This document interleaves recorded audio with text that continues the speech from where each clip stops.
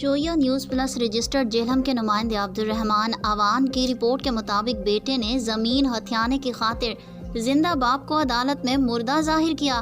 बाप अदालत पहुंच गया। तफसीलात के मुताबिक जेलहम में एक संगदिल और बेशरम इंसान ने जायदाद हथियाने की खातिर बैरून मुल्क रहने वाले बाप को मुर्दा जाहिर करने के लिए अदालत में बाप का डेथ सर्टिफिकेट पेश कर दिया ताकि सारी प्रॉपर्टी मेरे नाम ट्रांसफ़र हो जाए। लेकिन मुद्दई लाख बुरा चाहे तो क्या होता है, वही होता है जो मंजूर खुदा होता है।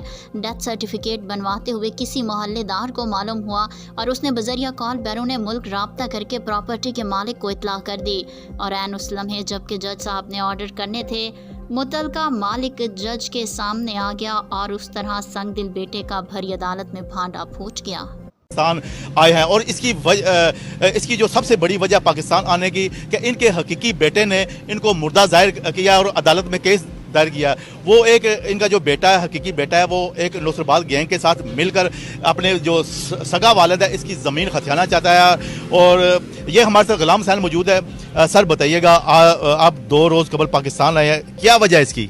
वजह ये है कि मैं क्या आने के भाई ये मार गया।